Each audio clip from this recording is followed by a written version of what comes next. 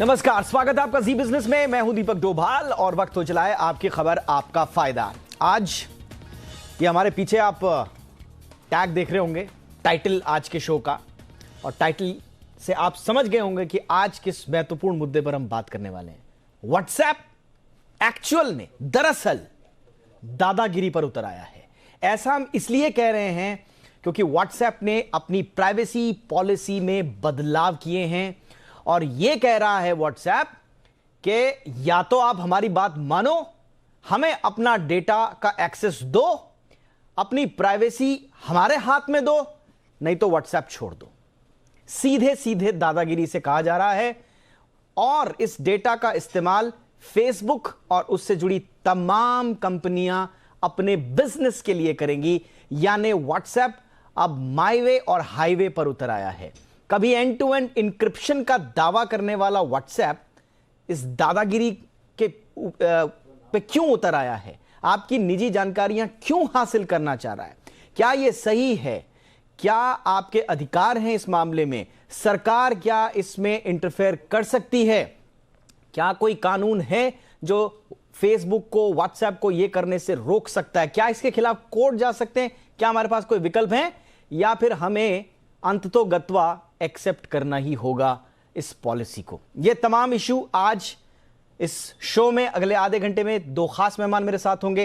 पहले मामला समझिए, रिपोर्ट देखिए, लौटते हैं सवालों के साथ।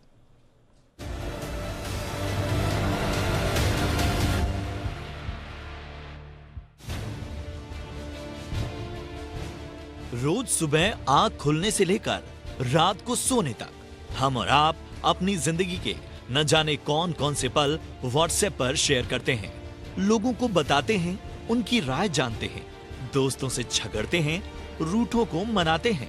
यानी साफ है कि व्हाट्सएप का हमारी और आपकी जिंदगी में गहरा दखल है। लेकिन आप तब क्या करेंगे जब यही व्हाट्सएप दादागिरी पर उतर जाए, कहने लगे कि आप अपनी हर जानकारी उसे दें, और अगर आपने आनाकानी की तो धमकी ये कि फिर व्हाट्सएप छोड़ दो।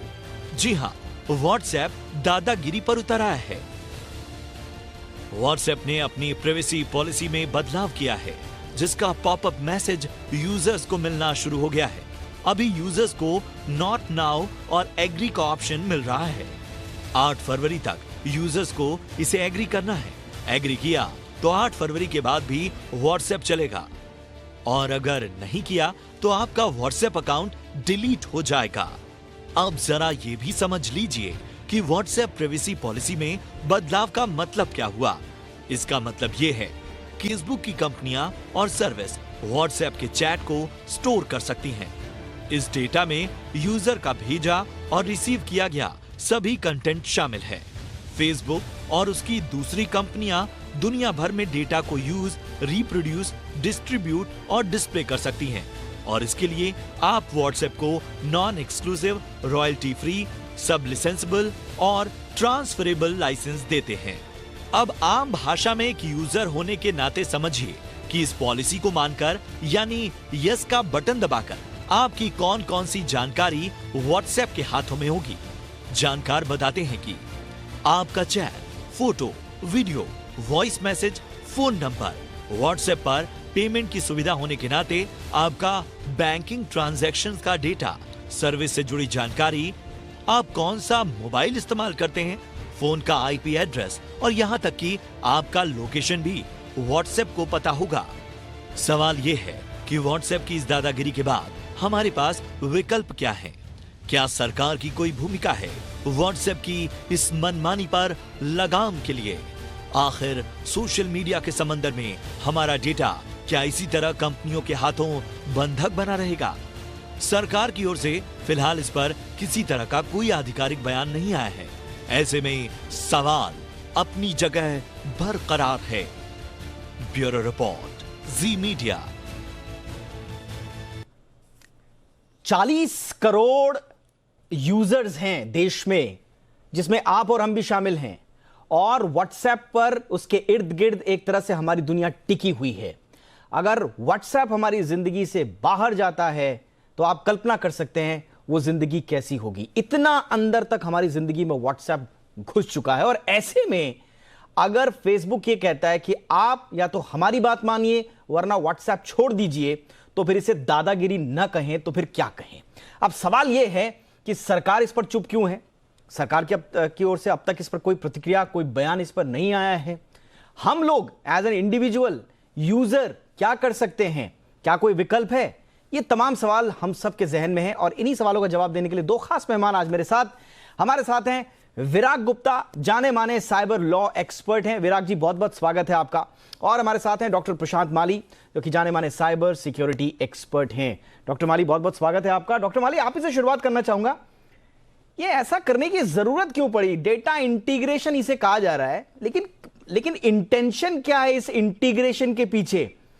क्या ये वाकई में हम यूजर्स के हित में है, या कोई साठगांठ है, या ये कोई कमर्शियल फायदे के लिए हो रहा है? ये चक्कर क्या है सर? क्यों किया ऐसा फेसबुक ने? कमर्शियल फायदा यही इसका सबसे बॉटम लाइन है। ये करने से क्या होगा कि एक जगह पे इनको बहुत सारा डेटा मिल जाएगा।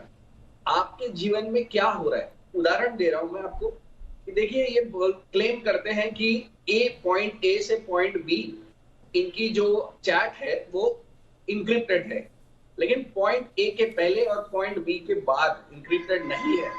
और एग्जैक्टली इसी वक्त उनके जो अलग सॉफ्टवेयर होते हैं, जब फेसबुक के हुए या जो भी उनके फेसबुक कंपनी के सॉफ्टवेयर है, वो हमारे या जिसके पास रिसीवर उसके मोबाइल में मौजूद होते हैं।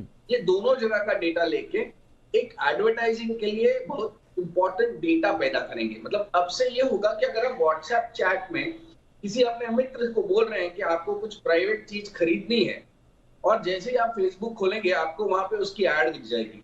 तो ये अपना एड का रेवेन्यू बढ़ाने के लिए और प्राइवेसी से बचने के लिए हमारे यहाँ ऐसे कर रहे हैं। और क्यों हमारे यहाँ ऐसे कर रहे हैं?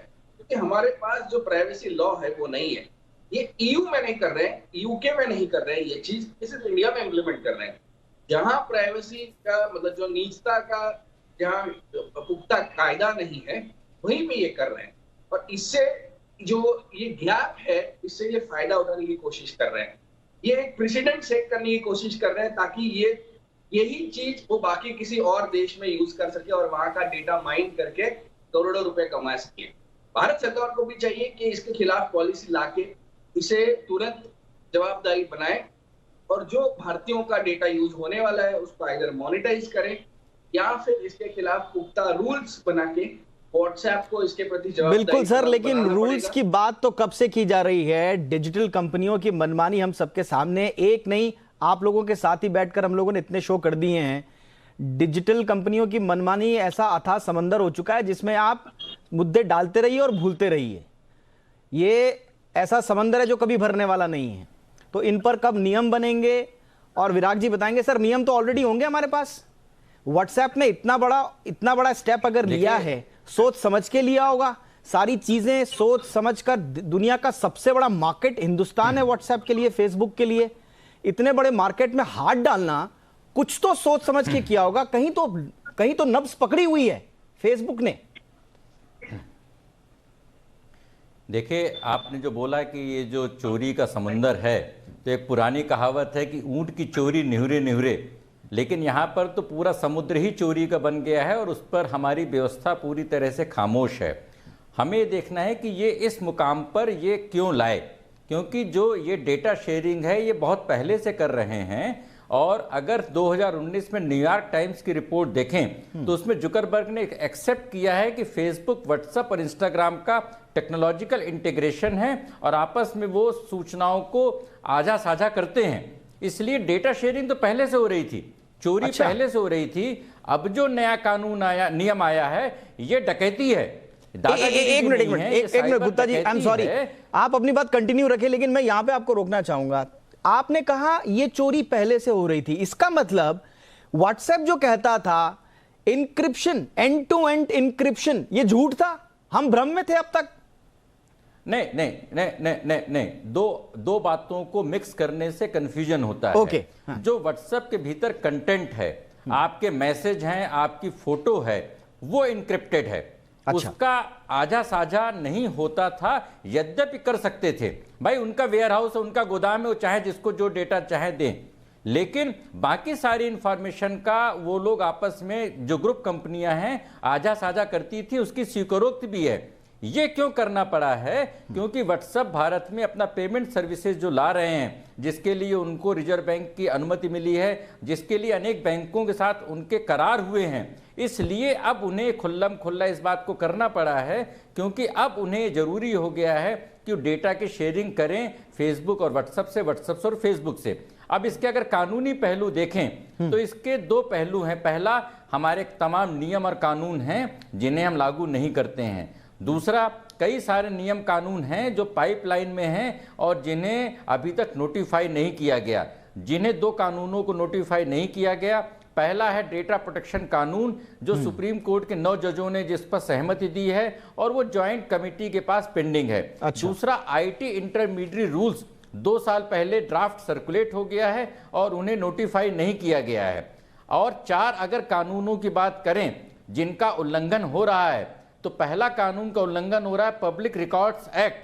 अगर सरकारी अधिकारी, न्यायपालिका, जजेज, सरकारी बैंक व्हाट्सएप का इस्तेमाल कर रहे हैं और ये डेटा विदेशों में जा रहा है, उनकी अनुमति के बगैर जा रहा है, तो ये पब्लिक रिकॉर्ड्स एक्ट का वायलेशन है। और जो लोग इसका जो उल्लंघन कर रहे हैं उनको 3 साल की जेल हो सकती है। दूसरा जो उल्लंघन हो रहा है वो उल्लंघन हो रहा है जो हमारे जो सेंसिटिव पर्सनल डेटा हैं उनको हमारी सहमति के बगैर कैसे शेयर कर सकते हैं। पर इस पे सरकार क्यों नहीं कुछ कह रही है सर? इस पे सरकार क्यों नहीं कुछ कह रही है? हमारी एजेंसीज क्यों नहीं कुछ कह रही? सुप्रीम कोर्ट के जज, देखिए क्या है कि एक बड़ी भारी समस्या है कि भारत में, समाज में या कहीं पे भी अगर कोई चीज फ्री में मिलती है तो उस पर हम उंगली नहीं उठाते हैं। तो व्हाट्सएप के सामने हमारी पूरी व्यवस्था, सरकारी सिस्टम एक बौना हो गया, क्योंकि सरकार भी अब इसी सिस्टम पर आश्रित हो गई है और ये प्रत्यक्ष तौर पर ऐसा कोई उल्लंघन नहीं कर रहे हैं, लेकिन धीरे धीरे इन्होंने पूरे सिस्टम को हाईजैक कर दिया है। सरकारी सिस्टम को हाईजैक कर दिया है, सामाजिक सिस्टम को। हमारी राष्ट्रीय सुरक्षा खतरे में है और उसके बावजूद भी, क्योंकि अब डिजिटल पर लगाम लगाना उतना ही मुश्किल है जैसे यानी कि ये हमारे जी गुप्ता जी, यानी कि ये हमारे कानूनों को समझ के और उनसे अटखेलियां कर रहे हैं। इनको मालूम है कि सरकार किस हद तक बोल सकती है और फिर इनके they are playing games with our law. आप यही कह रहे हैं कि ये सब जानते हैं और लिमिटेशंस भी जानते हैं उसको सब। हाँ, उन्होंने बहुत धीरे धीरे पूरे सिस्टम पर कब्जा किया है। जैसे उसको इस तरह से समझें कि कोई अवैध बस्ती बनाने वाला धीरे धीरे सरकारी जमीन पे कब्जा करके धारावी जैसी बड़ी बस्ती खड़े कर दे और आम जनता को खड़ा करके बोले कि आपको तो कुछ भी नहीं हो सकता है, आप उस अवैध बस्ती को कुछ नहीं कर सकते हैं। डिजिटल के लिए सिर्फ मैं एक लाइन बोलना चाहूंगा कि फेसबुक हो, व्हाट्सएप हो, इंस्टाग्राम हो, गूगल हो, ट्विटर हो, इनके भारत में एक भी ऑफिशियल नहीं है, इनका कोई भी अधिकृत प्रतिनिधि नहीं है और भारत इनका सबसे बड़ा बाजार है। और अगर पुलिस को या इंटेलिजेंस एजेंसीज को इनसे कुछ पूछना होता है तो अमेरिका जाते हैं। तो ऐसा कौन सा मार्केट है? इनको तो इंटरमीडिएट का एग्जम्पशन भी नहीं मिलना चाहिए और ये बड़ी दुर्भाग्यपूर्ण बात है। डॉक्टर माली, 8 साल से दिल्ली ये तो ऐसी सिचुएशन, विराग गुप्ता जी ने बिल्कुल सही कहा कि जाए तो जाए कहां फिर? भाई सरकारों के पास अपनी लिमिटेशंस हैं, यूजर के अपने इंटरेस्ट हैं, उसकी अपनी मजबूरी, अपना दायरा है। और अगर किसी को पकड़ने जाए तो जाए कहां? अमेरिका जाएं, क्योंकि इनके कोई अधिकारी इंडिया में तो बैठते नहीं है। बैठते हैं तो इनके लोकल स्टाफ जो होंगे, लेकिन जिम्मेदार अधिकारी तो कोई बैठता नहीं जिसको बुला के हम जिम्मेदार ठहरा सकें। अब इनको इनसे पूछताछ करनी है तो हमारे अधिकारियों को बाहर जाना पड़ता है। उसमें दीपक जी, हाँ मैं आता हूं सर आपके पास। दीपक जी, मैं क्लैरिफाई कर दूं। नहीं, एक क्लैरिफाई कर दूं। इन कंपनियों की भारत में एक कंपनी बनी है, वो सिर्फ मार्केटिंग और सेल्स के लिए बनी हुई है। डेटा पर वो बोलते हैं कि हमारा कोई अधिकार नहीं है, हमारी कोई जवाबदेही नहीं है। बिल्कुल बिल्कुल, यानी कि एक कैंप कार्यालय इन्होंने भारत को बनाया हुआ है अपना, कि आप यहां से कारोबार कीजिए, हमें सेल्स लाते रहिए, और लेकिन जो जिम्मेदार अधिकारी हैं वो आपको वहां मिलेंगे, वो उनसे हमारा कोई मतलब नहीं है। डॉक्टर प्रशांत माली, क्या हम इतने मजबूर हैं सर? और ये इन्होंने हमें एक तरह से डिजिटल बंधक जो बना दिया है, हमारी सरकारों के इतने बड़े तंत्र के सामने, इतना बड़ा लोकतंत्र हमारा, कंपनीज आती हैं और हमें डिजिटल बंधक बना दी। इतने लाचार है सर क्या हम? क्या वाकई में पिक्चर इतनी ग्रिम है? देखिए, ये जो बड़ी कंपनियां हैं जिसको फैंग कहते हैं, तो यूएस की आईटी का बड़ी कंपनियां हैं, और ये इनके डेमोक्रेट्स हैं, वो आके हमारे जो इंडियन ब्यूरोक्रेट्स हैं उनसे बात करने लग जाते हैं। इनके जो ब्यूरोक्रेट्स हैं वो इनके फेवर में बात करते हैं। तो ये अमेरिकन बिजनेस को कहीं हार्म ना हो जाए, इसके फिराक में जब भारतीय व्यवस्था रहने लगती है तभी हम इनके खिलाफ कोई बड़ा कदम नहीं उठा पाते। और जब तक हम इनके खिलाफ बड़े कदम नहीं उठा पाते, ये जो लॉ का गैप है, इस गैप में ये खेलते रहते हैं और बड़े हो जाते हैं। अभी भी इनके साथ यही हुआ है, एक जो गैप था उसमें ये इन्होंने खेला है और ये बड़े हो गए हैं। अभी हमको इसकी आदत सी लग गई है, और जब भी हमें आदत सी लग गई है तब ये हम पे डिक्टेट करने लगे हैं। और जब हमें डिक्टेट करने लगे हैं तभी वो एक कारण लेके भी आ रहे हैं सामने कि भाई अभी हमारे पास जो व्हाट्सएप पेमेंट आ रहा है, तो व्हाट्सएप पेमेंट और घातक होने वाला है, क्योंकि आपको जैसे व्हाट्सएप की आदत है वैसे और पेमेंट की लग जाए। पेमेंट्स में अच्छा, जरा इसको थोड़ा हमारे दर्शकों के लिए डॉक्टर माली ये बताइए, ये जो व्हाट्सएप पेमेंट का ये लॉजिक दे रहे हैं, ये दे क्या रहे हैं, जरा संक्षेप में बताइए। क्या क्या कह रहे हैं? ये तो कह रहे हैं कि आपके फायदे के लिए है, क्या कह रहे हैं? देखिए, ये व्हाट्सएप पेमेंट्स जो है, इसके लिए इनको आरबीआई का लाइसेंस लेना पड़ता है, और जो हमारी पेमेंट पूरी इकोसिस्टम है इसके साथ इनको कंप्लाई करना पड़ता है। तो ये तभी अभी तक जो इनका प्रोटोकॉल था वो 36 घंटे के ऊपर इनके पास कोई भी डेटा इनके सर्वर में नहीं रहता था। अभी जबकि पेमेंट ट्रांजैक्शन है, आपको वो सर्वर में डेटा रखना ही पड़ेगा। क्योंकि कोई फ्रॉड हो जाता है या कहीं किसी के साथ में नेशनल सिक्योरिटी का इश्यू हो जाता है, क्योंकि टेररिस्ट फंडिंग हो जाता है या पीएमएलए का केस हो जाता है, मनी लॉन्ड्रिंग हो जाती है, तो इनको डेटा प्रोड्यूस करना पड़ेगा। तभी ये नहीं बोल सकते कि हम डेटा नहीं प्रोड्यूस कर सकते, बिकॉज ये जो कायदे हैं, ये जो लॉज हैं, ये बड़ी भारी भरकम है। जो भी इनको मिल जाएगा व्हाट्सएप में या फेसबुक में, उनको तुरंत अरेस्ट हो जाएगी। और काफी नॉन बेलेबल से ऑफेंस है। तो इसी चक्कर में इनको कंप्लायंस करना है, लेकिन ये कंप्लायंस के आड़ में आपका और मेरा डेटा खरीद फरोख्त के चक्कर में भी है। ये सबसे बड़ी दिक्कत है। आपकी और मेरी निजता का हनन करने में ये आगे हो रहे हैं, ये सबसे बड़ी दिक्कत है। हमने थोड़ी आपको कहा था कि आप व्हाट्सएप के साथ में हमारा जोड़िए, हमारा जो डेटा है वो जोड़िए। आप जोड़ रहे हैं ना उसको, आप अलग रखिए व्हाट्सएप पेमेंट का ऑप्शन दीजिए ना हमें कि व्हाट्सएप पेमेंट हमने रखना है या नहीं रखना है। अगर मुझे रखना है तो हो सकता है कि मैं अपनी प्राइवेसी आपके साथ शेयर करना चाहूं, लेकिन आपने तो हर चीज के लिए व्हाट्सएप को इस्तेमाल करने के लिए ये क्लॉज लगा दिया, और क्लॉज भी ऐसा लगाया कि या तो आप इधर हैं वरना आप किधर के भी नहीं हैं, सिंपल सा। तो व्हाट्सएप ने अपनी प्राइवेसी पॉलिसीज में तब्दीलियां की हैं और आपको दे दिया है एक ऑप्शन, या तो आप हमसे अपनी प्राइवेसी को शेयर कीजिए, अपना डेटा हमें दीजिए, या फिर आप दफा हो जाइए, आपको हमने व्हाट्सएप की दुनिया से बेदखल कर देना है। ये सीधा सीधा व्हाट्सएप ने ऑप्शन दिए हैं।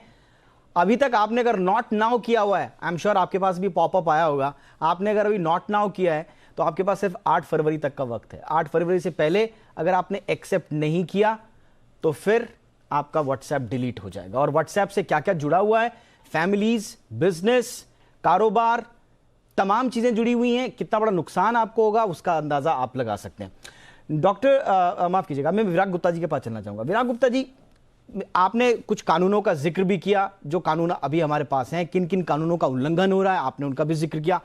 लेकिन मुझे ये समझाइए कि कुछ कानून हमने इस दिशा में लगातार जब सवाल उठने हुए डिजिटल दुनिया में, जब फ्रॉड होने लगे, इस तरह की मनमानियां होने लगी, तो कुछ कानूनों का आपने उनका जिक्र भी किया कि इनिशिएटिव लेने की कोशिश की गई, लेकिन आज तक वो कानून परवान नहीं चढ़ पाए। मुझे बताइए सर, आज के युग में जब हम कहते हैं कि डेटा इज न्यू करेंसी और डेटा के ऊपर आपकी पूरी दुनिया चल रही है, आपका पूरा सिस्टम चल रहा है, उस पर अगर कोई थ्रेट है तो ऐसी क्या मजबूरी है सर? छोटी छोटी बातों पे अध्यादेश हमारे देश में आ जाते हैं। ये कोई रॉकेट साइंस तो नहीं है कि आप इस तरह के डिजिटल मनमानियों पर, डिजिटल डकैतियों को रोकने के लिए एक अध्यादेश ले आए, नहीं तो कानून ले आए, इनिशिएटिव ले लें। क्या मजबूरी है सर जो अब तक नहीं हो पाए? ये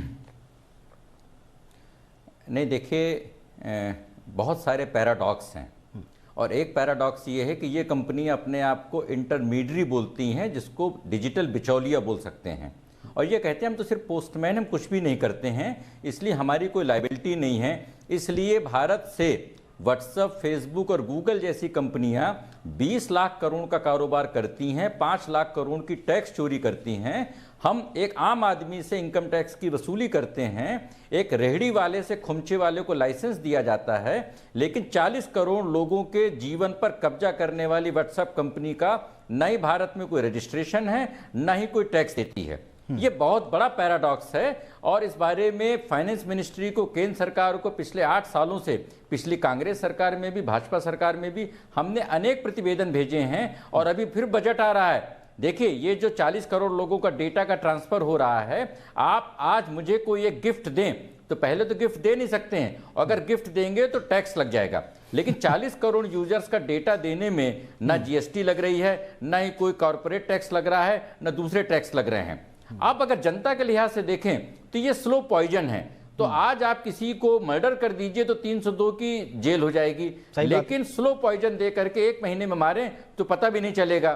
तो ये स्लो पॉइजन के खिलाफ 40 करोड़ लोग कुछ नहीं कर सकते हैं, क्योंकि भारत में क्लास एक्शन सूट का जो कंसेप्ट है वो कंज्यूमर प्रोटेक्शन एक्ट में कहा गया है, पर उसका क्रियान्वयन नहीं हो रहा है।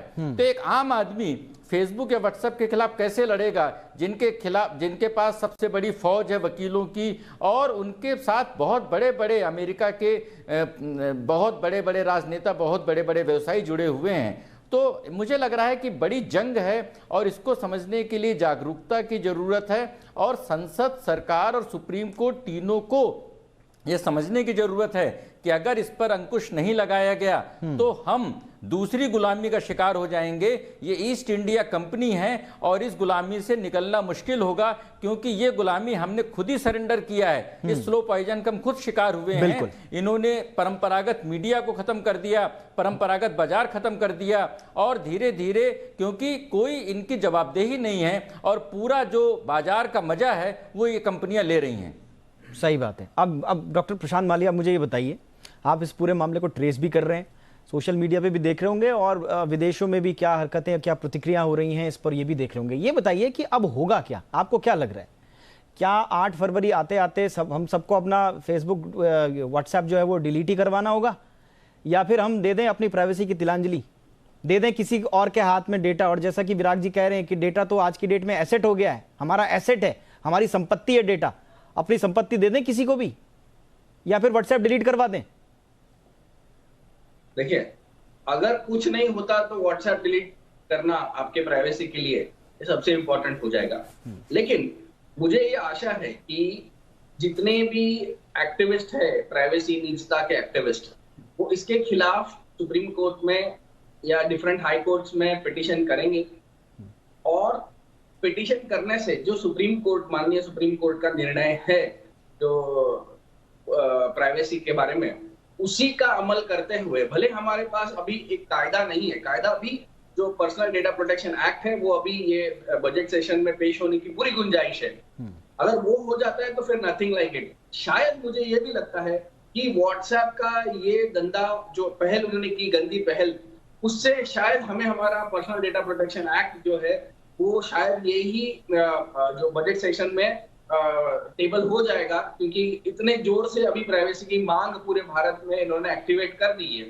मतलब जिसे प्राइवेसी के बारे में भी नहीं समझता था, वो शायद आज खुद के निजता का जो हक है, प्राइवेसी राइट है, वो मांगने लगेगा, और सरकार को कंपेल हो जाएगा कि वो जो कानून है वो ये बजट सेशन में ले आए, बिकॉज कानून तो बन चुका है, अभी सिर्फ टेबल करना बाकी है। या फिर सुप्रीम कोर्ट के कोई दिशा निर्देश आ जाएंगे जिससे जो इन्होंने ये कदम उठाया है उसमें कुछ ना कुछ हरकत इनकी कम हो जाएगी, या सिर्फ पेमेंट तक सीमित रह जाएगा। चलिए सर, उम्मीद पर दुनिया कायम है। शो को भी हम एक उम्मीद के साथ खत्म करते हैं। एक लाइन। हाँ विराग जी बोलिए सर, समय थोड़ा कम है, प्लीज क्विकली। देखिए, ऐसा है कि सुप्रीम कोर्ट से किसी नए जजमेंट की जरूरत नहीं है। पुट्टास्वामी मैटर में बहुत ही डिटेल्ड जजमेंट आया है और सरकार के पास चीजें पेंडिंग हैं जिन्हें जरूरत है तुरंत लागू करने की। लेकिन डेटा प्रोटेक्शन कानून भी डाइल्यूट हो गया है, पर्सनल, नॉन पर्सनल, इतने तरह के डेटा का उसमें विभाजन हो गया है, और उसको रेगुलेटर कैसे होगा, उसका क्रियान्वयन कैसे होगा, उसके मैकेनिज्म बनाने की जरूरत है।